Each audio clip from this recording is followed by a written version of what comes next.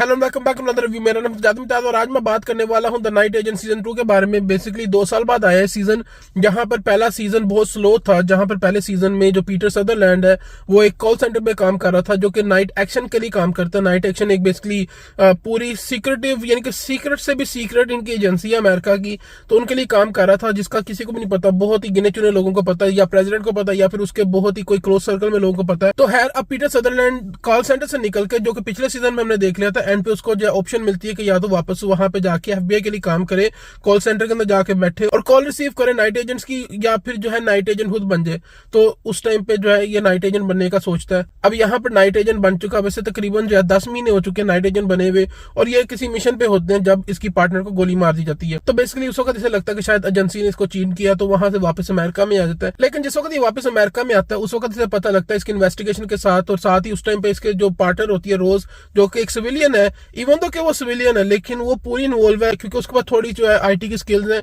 तो खैर इस सीजन में भी वो साथ मिलकर काम कर रही है। इवन तो कि नाइट एजेंट बहुत सीक्रेट एजेंसी है, लेकिन इन्होंने फिर भी रोज को पीटर के साथ काम करने के लिए इजाजत दे दी है। कहते हैं कोई नहीं, तुम इसको जो है काम रखती हो, इसको समझ सकती हो, तो कोई नहीं करो काम। अभी इधर साथ साथ ही मुख्तलिफ प्लॉट्स चल रहे हैं सीजन के अंदर। एक मेन जो इसके अंदर चल रहा है, जहां पर बायो वेपन का या फिर केमिकल वेपन्स का अगर मैं कहूं तो उसका जिक्र किया गया। इस सीजन के अंदर इंटेल लीक हो गया, केमिकल वेपन हो गए, या फिर प्रेसिडेंशियल इलेक्शन, तीनों को इन्होंने इकट्ठा लिया और साथ ही जो है उसको डिस्कस कर दिया, और तीनों को अच्छी तरह इन्होंने बीच में मिला के दिखाया कैसे ये तीनों चीजें एक साथ इन्फ्लुएंस कर रही है इस पूरे शो को। खैर वापिस आते हैं बाला डिक्टेटरशिप के ऊपर के विक्टर बाला, जो कि हेड था बाला खानदान का, उसको बेसिकली अमेरिका जो है फोक्स क्लब नाम का एक केमिकल एजेंट जो सेल करते हैं, वहां से बेसिकली इनका एक मिशन होता है। इनको पता होता है कि उसका कोई एंटीडोट नहीं बना हुआ, लेकिन जिस वक्त ये इन्फॉर्मेशन लीक हो जाती है कि ऐसा कोई केमिकल वेपन है, अमेरिकन गवर्नमेंट अपना पल्लू झाड़ लेती है, कहती है कि नहीं हमने तो ऐसा कुछ नहीं कहा। वो बिल्कुल जो है उससे हाथ फेर लेती है, जिसकी वजह से वो जेल चला जाता है। अब उसका खानदान वो पूरा वही जो सेम वेपन है, केमिकल वेपन है,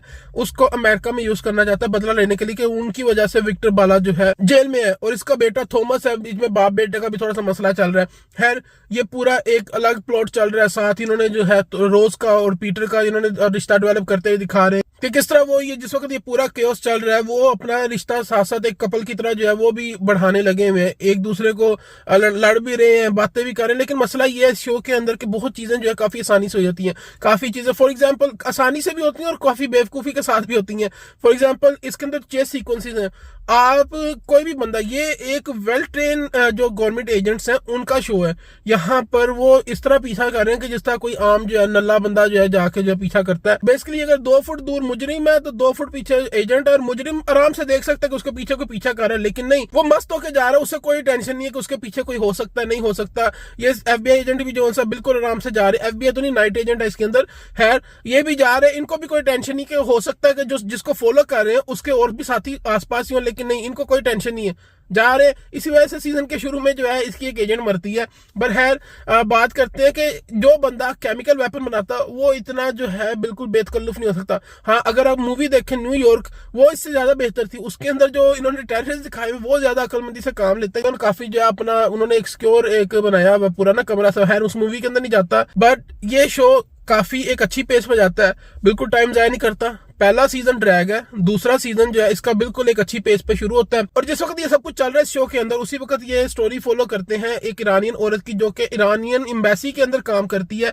लेकिन फिर वही है जिस तरह अमेरिकन शोज के अंदर दिखाया जाता है कि वो बेचारी हिजाब पहन के थकी हुई है, वो बेचारी दब गई हुई है, इस्लाम को फॉलो नहीं करना चाहती है, लेकिन मजबूरी है उसकी बेचारी की। वो अपने माँ को और भाई को जो है वहां ईरान से बाहर निकालना चाहती है, और यहाँ पर भी वो दुपट्टा लेना नहीं चाहती, पर्दा उतारना चाहती है। और जिस वक्त उसने आजादी की सेंस लेनी होती है कि उसे लगता है कि मैं बिल्कुल आजाद हूँ, वो एम्बेसी से निकलती है, अपना दुपट्टा उतारती है, पैंट शर्ट पहनती है, खुले मॉल में जो उसे अगली जाती है, और उस वक्त उसको इतनी आजादी फील होती है ना कि बस उसी चक्कर में उसका भाई मारा जाता है। इतना मेरे ख्याल से स्पॉइल कर देना चाहिए, क्योंकि शो बहुत बड़ा, तकरीबन 10 एपिसोड है, घंटे की एक एपिसोड है, कुछ एपिसोड है बीच में 45 मिनट की भी, लेकिन मोस्टली 1 घंटे के एपिसोड है।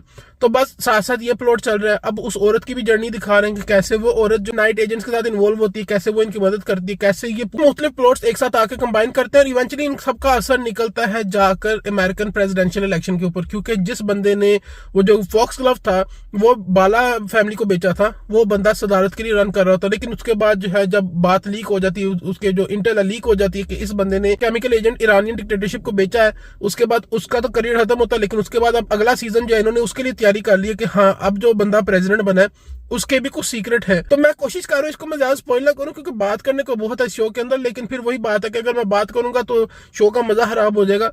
बट ये शो एक दफा डेफिनेटली देखना चाहिए। हाँ, अगर अभी किसी ने पहला सीजन नहीं देखा तो ऑब्वियसली उनको 20 एपिसोड में देखने की 20 घंटे इसको लगाना पड़ेगा, लेकिन ये है कि ये शो बिंजेबल है।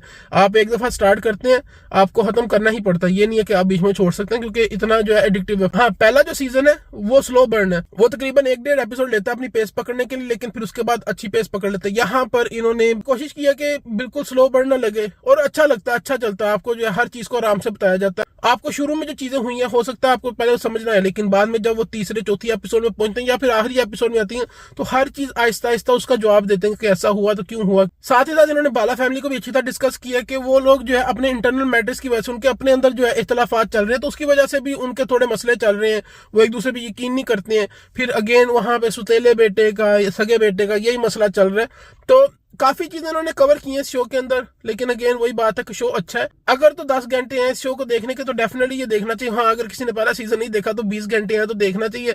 अब मेरे हिसाब से तो देखने वाला है। बस यही मेरे 2 सेंटेंस शो के बारे में। उम्मीद है कि रिव्यू पसंद आया होगा। अगर आया तो मेक श्योर कि आप वीडियो को लाइक करें, शेयर करें, चैनल को सब्सक्राइब करें, जाके मेरे ट्रैवल व्लॉग्स देखें, उसके बाद मेरे और मूवी रिव्यूज है वो जाके देखें। मुझे कॉमेंट सेक्शन में बताएं कि वीडियोस कैसी लग रही है। मैं मिलता हूँ आपसे अगली वीडियो में। Until then take care, thank you very much.